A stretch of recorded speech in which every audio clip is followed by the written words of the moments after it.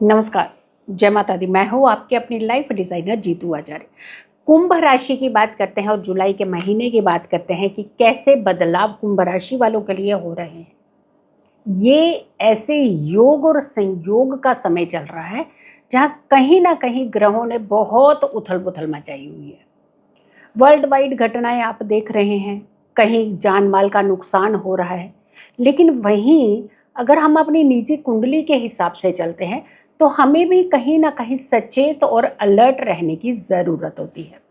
ज्योतिष में डरने की ज़रूरत नहीं होती, लेकिन कहीं ना कहीं हमें अवेयर ज़रूर रहना चाहिए कि ग्रहों का प्रभाव हमारे जीवन के ऊपर किस तरीके का पड़ रहा है, ताकि हम फैसले उसी के अकॉर्डिंगली ले सकें। बहुत सारे छोटे छोटे उपाय होते हैं जो आपके जीवन के अंदर बड़ा चेंज करते हैं, बहुत बड़ा बदलाव लाते हैं। उन उपायों को भी करना बेहद ज़रूरी होता है। ये हमारे लिए एक तरह रिलीफ का काम करते हैं। तो छोटे छोटे जो उपाय होंगे वो आप स्वयं भी कीजिएगा, लेकिन हो सके तो इस वीडियो को शेयर भी ज़रूर कीजिएगा। कुंभ राशि की बात करते हैं, एक्वेरियस की बात करते हैं, तो सबसे पहले जो ग्रह का प्रभाव पड़ेगा वो सूर्य का पड़ेगा। सूर्य 15 जून से 16 जुलाई तक मिथुन राशि में रहेंगे, जो आपकी राशि का 5वां भाव होगा। फिर उसके बाद 16 जुलाई से ये कर्क राशि में चले जाएंगे, तो आपकी राशि का ये 6ठा भाव हो जाएगा। तो यानी आपका 5वां भाव और 6ठा भाव, ये पंचम और षष्ठम, ये दो भावों को एस्पेक्ट देगा सूर्य। अब पंचम भाव में तो बहुत ठीक रहता है, लेकिन जब हम छठे भाव की बात करते हैं, हाफ मैलिफिक प्लैनेट होने के कारण ये छठे भाव में कोई बहुत ज़्यादा नुकसान तो नहीं करता, लेकिन वो हमारा रोग का भाव होता है। तो यहाँ थोड़ी सी सावधानियाँ भी रखने की ज़रूरत होती है। अगर हम मंगल की बात करते हैं तो 28 जुलाई तक सिंह राशि में रहेंगे, जो आपकी राशि का 7वां भाव होगा। और आपको मालूम है कि मंगल का ये जो प्रवेश है, ये सिंह राशि में जैसे ही हुआ तो कितनी सारी घटनाएं करवाई इसने। लेकिन आपके लिए कौन सा? आपके लिए सप्तम भाव एक्टिवेट हो रहा है। तो सप्तम भाव हमारे पार्टनर का होता है। ध्यान रखिएगा, थोड़ा सा लड़ाई झगड़ों से बचने का प्रयास कीजिएगा। छोटी सी बात कई बार बड़ा एक मुसीबत का कारण बन जाती है, लेकिन हम ये कहेंगे कि उस छोटी बात को छोटे में ही ख़त्म करने में भलाई होती है।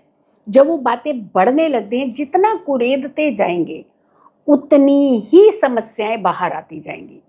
तो उन समस्याओं को इतना ज़्यादा बढ़ाने की क्या ज़रूरत है?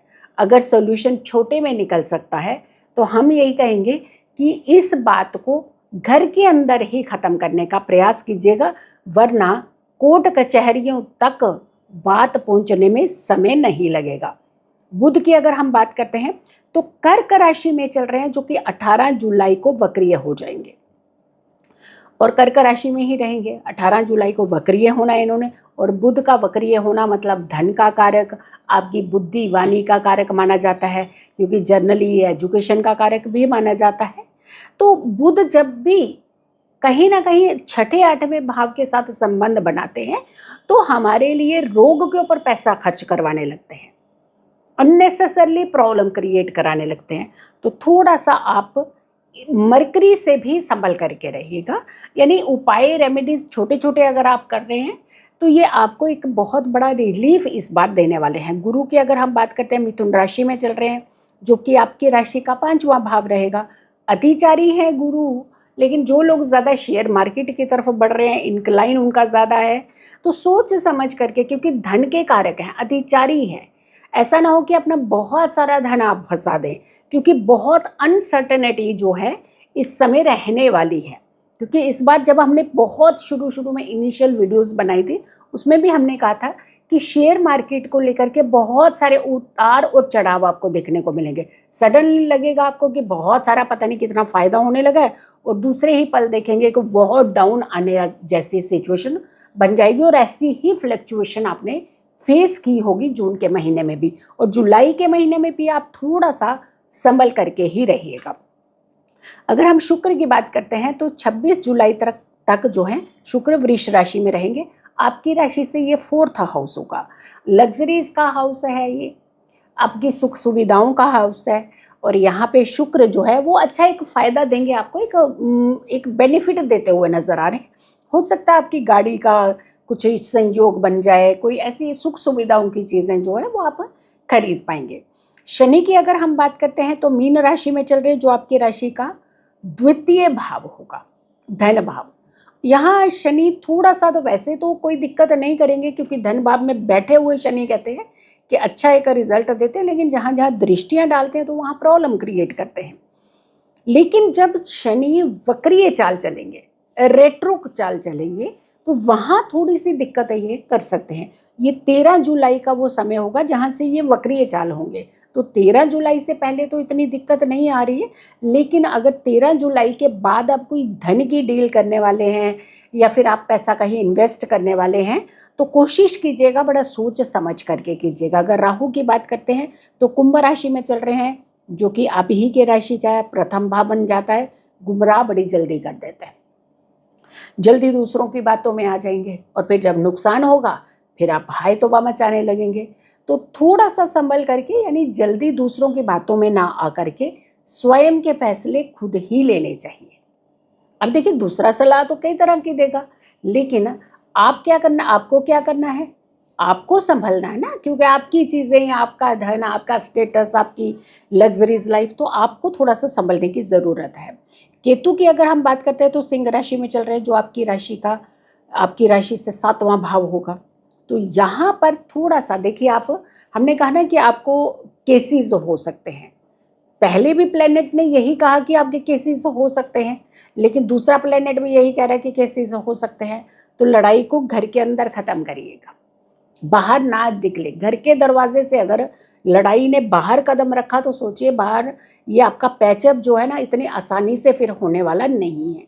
तो यहाँ आपको थोड़ा सा संभलना है, जुलाई के महीने में अटेंटिव रहना है, डरना नहीं है, अटेंटिव रहना है। उपाय आप ज़रूर कीजिएगा, क्योंकि आपको स्पेसिफिकली उपाय करने की ज़रूरत है।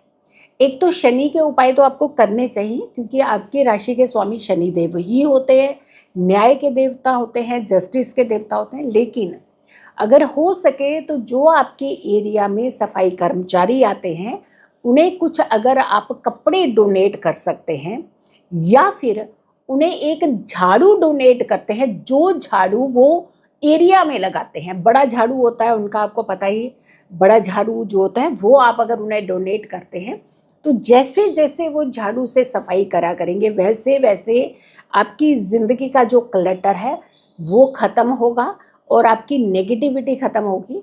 और कोशिश करिएगा किसी के साथ अन्याय ना करें, दान करने की एक हैबिट बनाइए, और शनिवार को तो ज़रूर आप किसी ना किसी को सहयोग कीजिए, दान कीजिए। ये आपको बहुत बेनिफिशियल रहेगा, और ख़ास करके जुलाई के महीने में तो ये आपको बहुत ज़रूरत है। सो वीडियो को बहुत सारे लोगों को ज़रूर शेयर कीजिएगा और मेरी आने वाली सारी वीडियो को ज़रूर देखिएगा। धीरे धीरे हम कुंभ राशि तक पहुंच चुके हैं, जुलाई के महीने तक पहुंच चुके हैं। बहुत अच्छा लगता है, बहुत अप्रिशिएट करते हैं आप इस राशिफल को, और हम आगे भी ये राशिफल जो डालते रहेंगे। अब एक और आखिरी राशि बची है, वो मीन राशि है, पाइसियन है, कि जुलाई का महीना पाइसियन वालों के लिए कैसा रहेगा। सो अगली वीडियो का करें इंतज़ार, तब तक के लिए नमस्कार, जय माता दी।